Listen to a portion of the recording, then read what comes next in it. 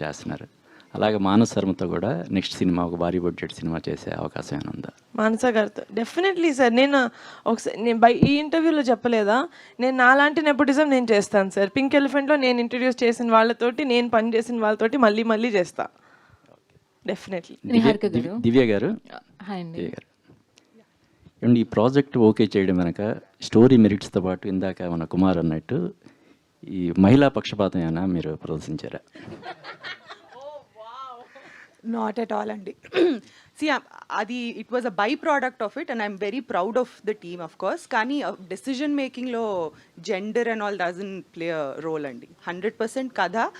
And ఇందాక సంగీత్ చెప్తున్నట్టు pink elephant pictures, sorry Sangeet గారు, రమేష్ గారు చెప్తున్నట్టు పింక్ ఎలిఫెంట్ పిక్చర్స్, నీహా ఉంది, రమేష్ గారు ఉన్నారు, కమిటీ కుర్రోళ్ళు మీరు చూశారు ఎలా తీసుకెళ్లారు వాళ్ళు. సో ఆ కాన్ఫిడెన్స్ ఉండింది. బికాజ్ మంచి స్టోరీస్ ఉన్నా కూడా అది కరెక్ట్గా ఎగ్జిక్యూట్ చేసే ఛానల్స్ కూడా చాలా ఇంపార్టెంట్ అండి. సో ఆ నమ్మకం మీదే వెళ్ళాం, కానీ gender didn't play a role.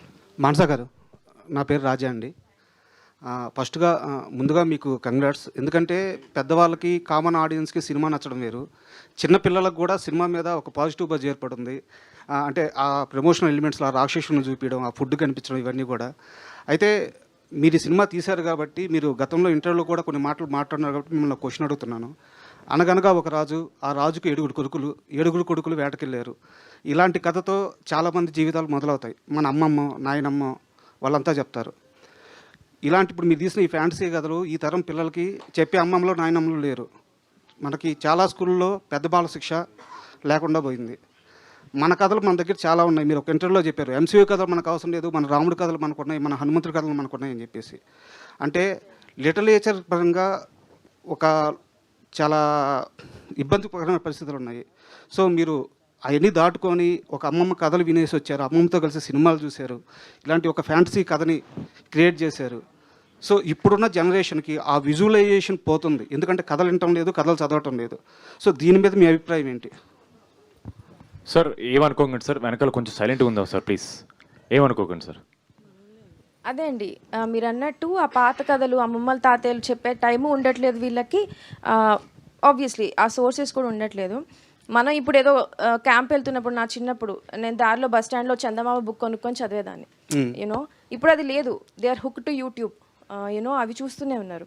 So ఈ కథ ఏంటినంటే మీరు అన్నట్టు ఆన్ పాయింట్ అండి. ఇది ఎంటైర్ చాలా పెద్ద ఫ్యామిలీ ఎంటర్టైనర్. ఫ్యామిలీ అంతా వచ్చి హ్యాపీగా చూసి వెళ్ళొచ్చు. అండ్ యూనో పిల్లలకి కూడా చాలా అంటే చాలా అట్రాక్టివ్ ఉంటుంది. ఆబ్వియస్లీ ఇదేంటనంటే అండి, మనకి అనగనగా ఒకప్పుడు ఇలా ఉండేది అనే ఆ అనగనగానే స్టార్ట్ చేయడంలోనే చాలా మంచి ఫీలింగ్ ఉంది. సో ఈ కథ కూడా అలాంటిదేనండి. It's entirely inspired from the same thing. MCU కథలు వద్దు అని కాదు, అవి కావాలి మనకి చూడడానికి, ఇవి కావాలి. మా మెయిన్ మోటివ్ ఏంటి అని అంటే, ఒక మంచి మన కల్చర్, మన ఫోక్లో రిలేటెడ్ కథ చెప్పాలి. అట్ ద సేమ్ టైం ఇప్పుడున్న వాళ్ళకి అట్రాక్టివ్గా చెప్పాలి. మనకి ఫార్చునేట్లీ టెక్నాలజీ ఉంది యూజ్ చేసుకొని. సో మా వరకు, మా పరిధిలో ఎంతవరకు చేయగలుగుతామో యూనో ఆ పాత కథల్ని మళ్ళీ తీసుకొచ్చి టెక్నాలజీతో ఇంట్రెస్టింగ్గా చెప్దామని ట్రై చేసాం.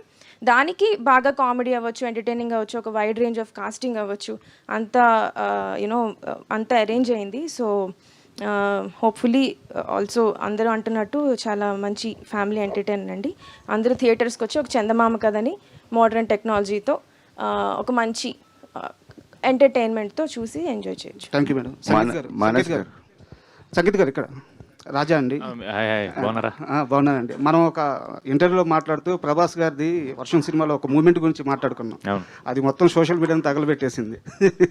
ఎక్కడ పెట్టినా వైరల్ అవుతుంది. ప్రభాస్ ఫ్యాన్స్ అంతా మీకు థ్యాంక్స్ చెప్తున్నారు. అయ్యో నాకా, నేనేం చేయలేదు సార్, నాన్నగారు చేశారు అది.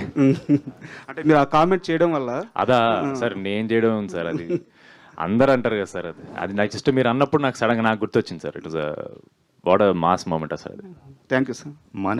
మానస గారు, ఇప్పుడు మీరు ఇంతకుముందు చెప్పారు కదా, అంటే మన రూటెడ్ కథ చెప్పలేకపోవడం వల్లనే ఎంసీయూ లాంటి సినిమాలకి ఆదరణ పెరుగుతుంది అనుకుంటారా? అయ్యో అస్సలు లేదండి, నేను అలా ఏం చెప్పలేదండి. నేను ఏమన్నా అంటే ఎంసీయూ లాంటి కథల్ని ఇన్స్పిరేషన్ అంటే, ఇప్పుడు వాళ్ళవి ఇంకా మీరు థార్ తీసుకోండి, ఇవన్నీ దేర్ ఆల్ దేర్ లిటరేచర్, వాళ్ళ పాత కథలు అవి. They're still alive. మనం కూడా చూస్తున్నాం, మన దేశం వాళ్ళు కూడా చూస్తున్నారు వాళ్ళందరివి. నేనేమన్నానంటే అలా ఇన్స్పిరేషన్ తీసుకొని మన పాత కథల్ని కూడా చెప్పొచ్చు మళ్ళీ అన్నానండి, అంతే. ఎంసీయూ లేదనేంత నేను అట్లా కదండి, మన కథలు చెప్పలేకపోవడం వల్లే వాటికి డిమాండ్ పెరుగుతుందా అనేది నా క్వశ్చన్ సార్. అలా ఏం లేదండి, ఎప్పుడు కథలకి ఎప్పుడు ఎంటర్టైన్మెంట్కి కథలు వినడానికి మనకి ఓపిక చాలా ఎక్కువ ఉంటుంది, ఎప్పుడు దానికి సాచురేషన్ లెవెల్స్ ఉండవు, మనం కథలు వినడానికి ఎప్పుడు రెడీగా ఉంటాం. సో దానివల్ల దీనికి లేదని కాదు, కానీ దాన్ని ఇన్స్పైరింగ్గా తీసుకొని మనం ఇంకొంచెం చేస్తే బాగుంటుందండి, అంతే.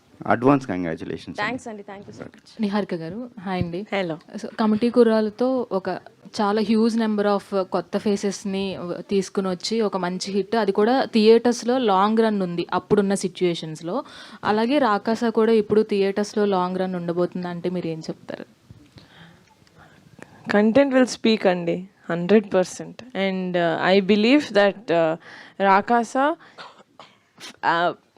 ఫ్యామిలీస్కి రియల్గా చాలా చాలా అట్రాక్ట్ అయ్యే సినిమా యూనో రాకాస అనేది. సో ఆ విధంగా చూసుకుంటే డెఫినెట్గా it's going to have a long run in the theatres it self.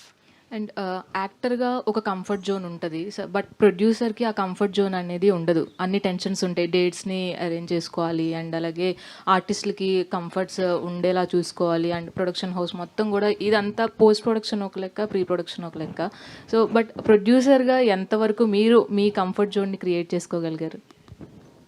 ఈ టీమే నా కంఫర్ట్ జోన్ అండి. ఆల్రెడీ నాకు దివ్య పర్సనల్గా చాలా ఇయర్స్ నుంచి తెలుసు. ఈవిడ నయన్ నాది 3rd ప్రాజెక్ట్, సంగీత్ తోటి 2nd ప్రాజెక్ట్, మాన్సా గారితో 2nd ప్రాజెక్ట్, రమేష్ గారితో పుట్టినప్పటి నుంచి ఫోర్త్ సారీ ఏమన్నాను, ఫోర్త్ మాన్సా శర్మ తోటి ఇది నా 4th ప్రాజెక్ట్, రమేష్ గారు చిన్నప్పటి నుంచి. సో ఐ థింక్ ఈ స్పేసే నాకు చాలా comfortable space. I don't have to create a new space. Niharika గారు, నాన్నగారు ఆల్రెడీ ప్రొడ్యూసర్గా ఆయన ఒక ఫేస్ చూసేశారు. ప్రొడక్షన్ స్టార్ట్ చేసినప్పుడు కానీ ఇలా మూవ్ ఆన్ అవుతున్నప్పుడు కానీ ఇప్పుడు అందులోకి వరుణ్ గారితో ఇంకొక మంచి ప్రాజెక్ట్ సైన్ చేశారు. నాన్నగారు ఏమైనా ప్రొడక్షన్ తరపున ఏమైనా ఇన్పుట్స్ ఇస్తూ ఉంటారా? సజెషన్స్ ఎప్పుడు కూడా జాగ్రత్తగా ఉండు, లేదంటే ఇలా వెళ్తే బాగుంటుంది అని? నేను ప్రొడక్షన్ చేస్తేనే కాదండి, నేను ఇగో ఇంత చిన్న హీల్ వేసుకొని నడిచా మా నాన్న జాగ్రత్త అంటాడు. మా నాన్న భయం అలాంటిది నా పట్ల. But he fully trust me, supports మీ. నా వెనకాల ఒక ధ్వజస్తంభంలో ఉంటాడు మా నాన్న. సో అదే నా ధైర్యం. All the very best. Sangeet గారు, యాక్చువల్లీ ఈ క్వశ్చన్ అందరినీ అడగొచ్చు. మానస గారు చాలా సైలెంట్గా కనిపిస్తూ ఉంటారు ఆన్ స్టేజెస్, ఇప్పుడు మేము చూస్తున్నాం. ఆవిడ మీకు సీన్ ఎక్స్ప్లెయిన్ చేసినప్పుడు కానీ లేదంటే యాక్షన్ చెప్పినప్పుడు కానీ ఆవిడ ఆఫ్ స్క్రీన్ ఎలా ఉంటారు అంటే ఏం చెప్తారు? అంటే ఆవిడ అరిచిన ఆ వాయిస్ లెవెల్, ఆ కంపోజర్ అలాగే ఉంటుందండి. బట్ మీకు అరిచారు మాత్రం అర్థమైపోద్ది. అది మనకి అంటే మీకు మాత్రమే అర్థమవుద్ది, మిగతా లేదు అందరికి అర్థమవుద్దండి. లేదు సెట్ బాగా కంట్రోల్ చేస్తారండి ఆవిడ, అందులో లేదు. నిజంగానే ఆవిడ ఈ కెమెరాలన్నీ ఒకసారి ఆపేమనండి, అప్పుడు ఆవిడ చాలా ఫ్రీగా మాడతారు. ఆవిడకి నిజంగా చాలా కెమెరా షై. ఫోటో దిగినప్పుడు కూడా చాలా ఆక్వర్డ్ అయిపోతుంటారు ఆవిడ. But outside no, she's very free. But she has a very calm composure, something about her that ఆవిడ ఇప్పుడు మీరు చూస్తున్నారుగా సోషల్ మీడియాలో అరిచినా సరే ఎలిగెంట్ అంటున్నారు, వావ్ బ్యూటిఫుల్ అంటున్నారు. ఇంకేం, సో ఇట్స్ జస్ట్ హర్. కాదండి, ప్రమోషన్స్లో నిహారిక గారిని డామినేట్ చేసి మరి ప్రమోషన్స్ చేసేస్తున్నారు, అంత రేంజ్ రోవర్ కోసమేనా? ఏదో సార్ మళ్ళీ అడగరా.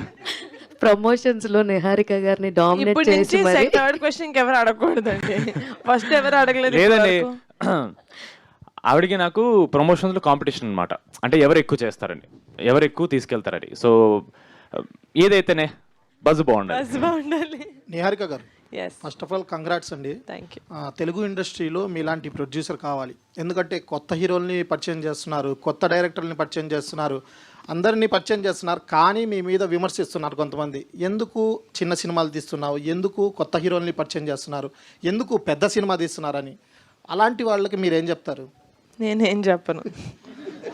ఏంటి ఈ క్వశ్చన్ ఏంటి ఊనో రివర్స్లో ఉంది? నేనే ఇంకా నెక్స్ట్ ఎందుకు సినిమాలు తీస్తున్నారు, దాని తర్వాత ఎందుకు సినిమాలు తీయట్లేదు. నిహారిక గారు, ఇంకోటండి, మీ పింక్ ఎలిఫెంట్ పిక్చర్స్లో వర్క్ చేసే వాళ్ళందరూ ఇల్లులు కొనుక్కోవాలి, కార్లు కొనుక్కోవాలి, అన్నీ కొనేసేయాలంటున్నారు. ఈ సినిమాతో కొనేస్తారా?